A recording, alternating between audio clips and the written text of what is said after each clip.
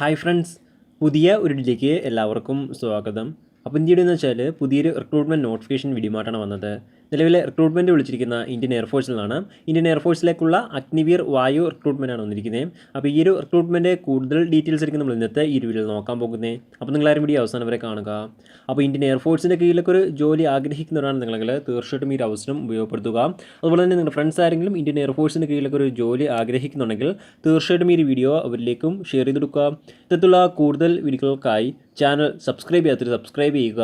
Subscription വരുന്ന ബെല്ലൈക്കണിൽ all enable ചെയ്താൽ മാത്രമായിരിക്കും ഇത്തരത്തിലുള്ള കൂടുതൽ വീഡിയോസ് നിങ്ങളുടെ ഫോണിൽ നോട്ടിഫിക്കേഷനെ ലഭിക്കുകയുള്ളൂ. അതുപോലെ തന്നെ നമ്മുടെ ടെലിഗ്രാം വാട്സാപ്പ് ഗ്രൂപ്പിലേക്ക് ജോയിൻ ചെയ്യാൻ ആഗ്രഹിക്കുന്നുണ്ടെങ്കിൽ ജോയിൻ ചെയ്യുക. ലിങ്ക് താഴെ ഡിസ്ക്രിപ്ഷൻ ബോക്സിൽ ഉണ്ടായിരിക്കുന്നതാണ്. നമുക്ക് കാര്യത്തിലേക്ക് കടക്കാം.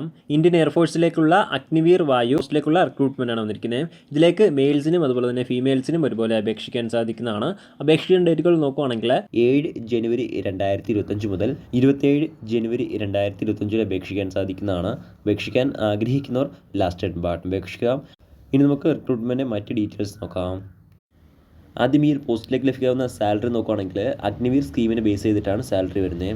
വേക്കൻസി നോക്കുകയാണെങ്കിൽ ഏകദേശം 3500ഓളം വേക്കൻസികളാണ് എക്സ്പെക്റ്റ് ചെയ്യുന്നത്.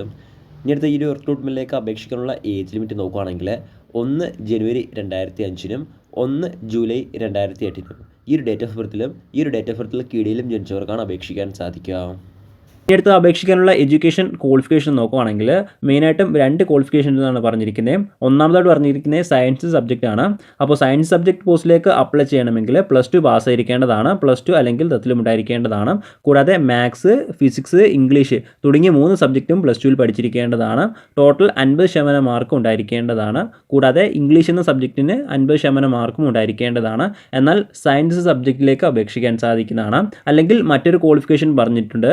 3 വർഷത്തെ ഡിപ്ലോമ കോഴ്സാണ്.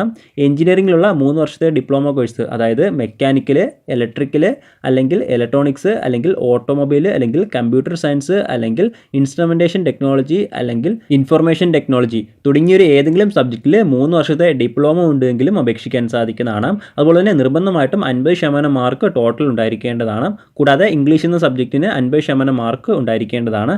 എന്നാൽ മാത്രമായിരിക്കും അപേക്ഷിക്കാൻ സാധിക്കുകയുള്ളൂ. ഇതല്ലെങ്കിൽ മറ്റൊരു ക്വാളിഫിക്കേഷൻ പറയുന്നുണ്ട്. 2 വർഷത്തെ വൊക്കേഷണൽ കോഴ്സ് പഠിച്ച് പാസ്സായിട്ടുണ്ടെങ്കിലും അപേക്ഷിക്കാൻ സാധിക്കുന്നതാണ്. അതുപോലെ തന്നെ നിർബന്ധമായിട്ടും ഫിസിക്സ്, മാത്തമാറ്റിക്സ് പഠിച്ചിരിക്കേണ്ടതാണ്. എന്നാൽ മാത്രമായിരിക്കും അപേക്ഷിക്കാൻ സാധിക്കുകയുള്ളൂ. അതുപോലെ തന്നെ ടോട്ടൽ 50% മാർക്കും ഇംഗ്ലീഷ് എന്ന സബ്ജക്റ്റിന് 50% മാർക്കും ഉണ്ടായിരിക്കേണ്ടതാണ്. എന്നാൽ മാത്രമായിരിക്കും അപേക്ഷിക്കാൻ സാധിക്കുകയുള്ളൂ. ഇനി അടുത്ത അതർ ദാൻ സയൻസ് സബ്ജക്റ്റ് പോസ്റ്റിലേക്ക് നോക്കുകയാണെങ്കിൽ +2 പാസ്സായിരിക്കേണ്ടതാണ്. +2 ഏതൊരു സബ്ജക്റ്റിൽ പാസ്സായിട്ടുണ്ടെങ്കിലും അപേക്ഷിക്കാൻ സാധിക്കുന്നതാണ്. കൃത്യമായിട്ടുള്ള സബ്ജക്റ്റ് കാര്യങ്ങളൊന്നും പറയുന്നില്ല. അതുപോലെ തന്നെ നിർബന്ധമായിട്ടും ടോട്ടൽ 50% മാർക്കും ഉണ്ടായിരിക്കേണ്ടതാണ്. കൂടാതെ ഇംഗ്ലീഷ് എന്ന സബ്ജക്റ്റിന് 50% മാർക്കും ഉണ്ടായിരിക്കേണ്ടതാണ്. എന്നാൽ മാത്രമായിരിക്കും അപേക്ഷിക്കാൻ സാധിക്കുകയുള്ളൂ. ഇതല്ലെങ്കിൽ മറ്റൊരു ക്വാളിഫിക്കേഷൻ പറയുന്നുണ്ട്. 2 വർഷത്തെ വൊക്കേഷണൽ കോഴ്സാണ്. ഏതെങ്കിലും സ്ട്രീമിൽ 2 വർഷത്തെ വൊക്കേഷണൽ കോഴ്സ് പഠിച്ച് പാസ്സായിരിക്കേണ്ടതാണ്. കൂടാതെ ടോട്ടൽ 50% മാർക്കും ഉണ്ടായിരിക്കേണ്ടതാണ്. കൂടാതെ ഇംഗ്ലീഷിനും 50% മാർക്ക് ഉണ്ടായിരിക്കേണ്ടതാണ്. എന്നാൽ മാത്രമായിരിക്കും അപേക്ഷിക്കാൻ സാധിക്കുകയുള്ളൂ. ഇങ്ങനെയാണ് ഓരോ പോസ്റ്റിലേക്കും വന്നിട്ടുള്ള എഡ്യൂക്കേഷൻ ക്വാളിഫിക്കേഷൻ. ഇനി അടുത്ത ഈ ഒരു റിക്രൂട്ട്മെൻറ്റ് സെലക്ഷൻ പ്രൊസീജിയർ എങ്ങനെ നോക്കുകയാണെങ്കിൽ ആദ്യം ഓൺലൈൻ എക്സാമിനേഷനാണ്. എക്സാമിനേഷൻ പാസ്സാവുന്നവർക്ക് ഫിസിക്കൽ ടെസ്റ്റാണ്. ഫിസിക്കൽ ടെസ്റ്റ് പാസ്സാവുന്നവർക്ക് അഡാപ്റ്റബിലിറ്റി ടെസ്റ്റാണ്. അഡാപ്റ്റബിലിറ്റി ടെസ്റ്റ് 1 അതുപോലെ തന്നെ ടെസ്റ്റ് 2 ഉണ്ടായിരിക്കുന്നതാണ്. അത്തരത്തിൽ 2 ടെസ്റ്റും പാസ്സാവുന്നവർക്ക് മെഡിക്കൽ ടെസ്റ്റ്. ഇങ്ങനെയാണ് ഈ ഒരു റിക്രൂട്ട്മെൻറ്റ് സെലക്ഷൻ പ്രൊസീജിയർ. ഇനി അടുത്ത് അപേക്ഷിക്കാനുള്ള ഫിസിക്കൽ സ്റ്റാൻഡേർഡ്സ് നോക്കുകയാണെങ്കിൽ മെയിൽസിന് ഹൈറ്റ് 152.5 സെൻറ്റിമീറ്റർ ഉണ്ടായിരിക്കേണ്ടതാണ്. ഫീമെയിൽസിന് ഹൈറ്റ് 152 സെൻറ്റിമീറ്റർ ഉണ്ടായിരുന്നാൽ മതി. വെയിറ്റ് ഹൈറ്റിനും ഏജിനും ആനുപാതത്തിലായിരിക്കേണ്ടതാണ്. ചെസ്റ്റ് നോർമൽ ചെസ്റ്റ് ഉണ്ടായിരുന്നാൽ മതി. അതായത് ഹൈറ്റിനും ഏജിൻ്റെയും പ്രൊപ്പോർഷണൽ ആയിരിക്കേണ്ടതാണ്. കൂടാതെ 5 സെൻറ്റിമീറ്റർ എക്സ്പാൻഷനും ഉണ്ടായിരിക്കേണ്ടതാണ്. എന്നാൽ മാത്രമായിരിക്കും അപേക്ഷിക്കാൻ സാധിക്കുകയുള്ളൂ. ഇനി അടുത്ത ഫിസിക്കൽ ടെസ്റ്റിൻ്റെ ഡീറ്റെയിൽസ് നോക്കുകയാണെങ്കിൽ ആദ്യം മെയിൽസിൻ്റെ ഡീറ്റെയിൽസ് നോക്കാം. മെയിൽസിന് മെയിനായിട്ട് 3 കാര്യങ്ങളാണ് വരുന്നത്. ഒന്നാമതായിട്ട് വരുന്നത് 1.6 കിലോമീറ്റർ റണ്ണിങ് ആണ്. 7 മിനിറ്റിനുള്ളിൽ കംപ്ലീറ്റ് ചെയ്യേണ്ടതാണ്. അടുത്ത രണ്ടാമതായിട്ട് വരുന്നത് 10 പുഷപ്സ് ആണ്. അടുത്ത മൂന്നാമതായിട്ട് വരുന്നത് 10 സിറ്റപ്സ് ആണ്.